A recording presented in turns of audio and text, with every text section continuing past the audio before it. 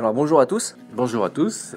donc bienvenue sur le guide des 7 indispensables pour réussir son autoconstruction. Alors on va d'abord commencer par une petite présentation. Voilà, donc j'ai 56 ans, je suis architecte et spécialisé dans la construction de logements. Moi j'ai 24 ans, donc le fils, et je travaille dans une enseigne de bricolage. Et donc on est tous deux passionnés de bricolage depuis toujours. Et dernièrement, nos deux derniers projets, c'est 2 autoconstructions, donc de 2 maisons. Donc on a fait tout seul à peu près 85% en autoconstruction. Donc là vous avez une photo des 2 dernières constructions, celle qui est à gauche est entièrement terminée depuis janvier 2015 et la deuxième qui est après la même est en cours de travaux et on a prévu de la terminer en juin 2017. Donc chaque maison sont sur le même terrain, donc on a divisé le terrain en 2. Et si on les rassemble, c'est un peu comme si ça faisait une grande maison de 240 mètres carrés. On a récemment créé un blog où vous retrouverez divers sujets spécifiquement sur l'autoconstruction.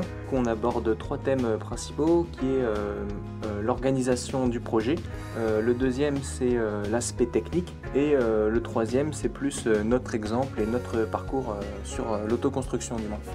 Alors pour ce sommaire sur les 7 indispensables pour réussir son autoconstruction, nous avons défini en premier définir un projet et sa conception, 2 un budget et un financement, 3 l'outillage matériel indispensable, 4 l'eau, l'électricité très avantageux, 5 les compétences techniques nécessaires, 6 les travaux à déléguer, 7 l'organisation du temps et temps nécessaire.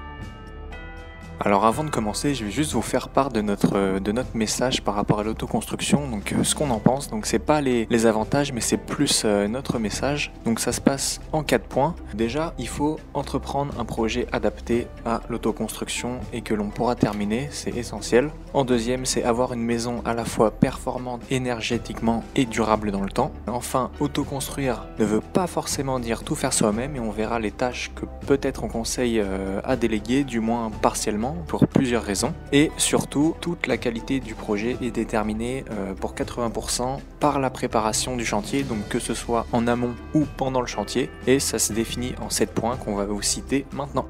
Un projet et sa conception. Alors, un des points qui est primordial, c'est d'avoir un projet adapté à l'autoconstruction. Un projet réussi en autoconstruction, c'est d'abord un projet qu'on pourra terminer. Un des premiers aspects des projets qui sont en autoconstruction, c'est la complexité de la construction. La complexité dépend pour l'essentiel de la forme de la maison. Si vous partez avec l'idée d'avoir un plan de maison en L, en Y, en H, en U, vous aurez 2 fois plus de murs en extérieur, 2 fois plus de points singuliers que pour un projet de forme carrée ou rectangulaire. C'est pas parce que le projet est simple de par sa forme que c'est pas un beau projet. On peut faire des très beaux projets avec des formes très simples. Avec une forme compliquée, vous aurez aussi 2 fois plus de temps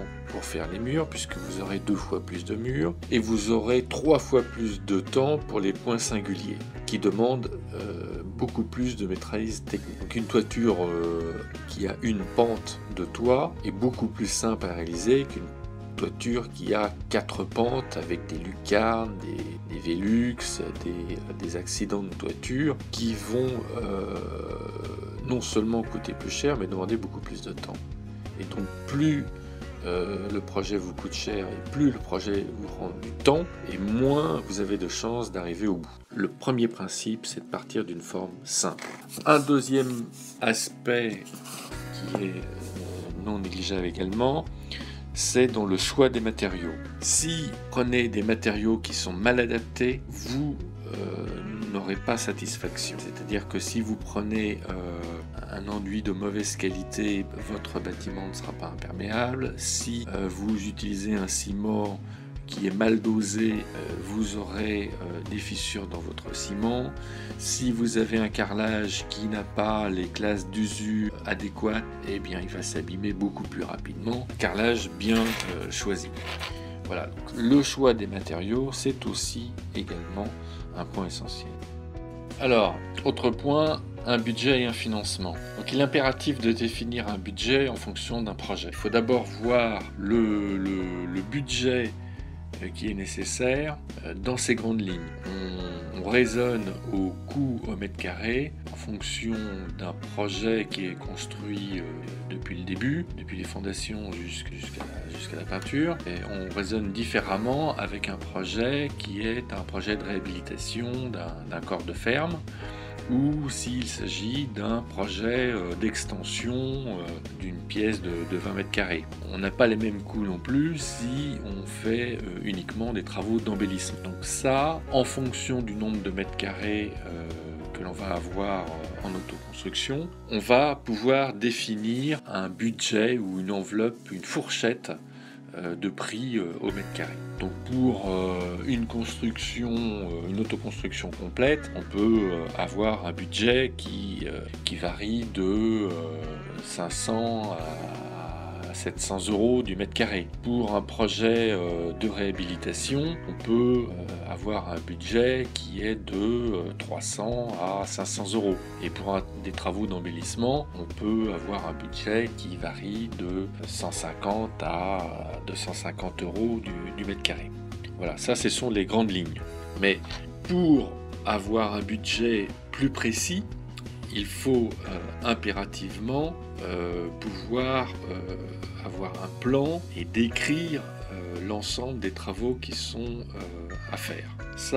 Cette description permet ensuite d'établir des quantités par corps d'état. Quand on a une liste de travaux, c'est plus facile que quand on improvise cette liste. Il faut partir de l'idée aussi que l'on ne pourra pas tout faire soi-même et donc que l'on prendra certainement un artisan pour réaliser certains trucs. Donc au départ, même si on a l'intention de faire un maximum de travaux soi-même, il est préférable de consulter un artisan. Ça nous permet de voir si certains travaux sont coûteux par un artisan et ensuite de pouvoir envisager de les faire soi-même. Une fois que l'on connaît précisément le coût de la construction et qui dépend donc des travaux qui sont faits par les artisans et des travaux que l'on fait soi-même, on doit définir un financement.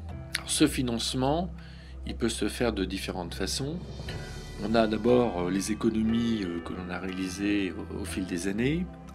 On a les économies que l'on peut faire tous les mois suivant les dépenses que l'on fait habituellement. Et on a aussi la possibilité d'avoir un crédit qui complète toutes ces économies.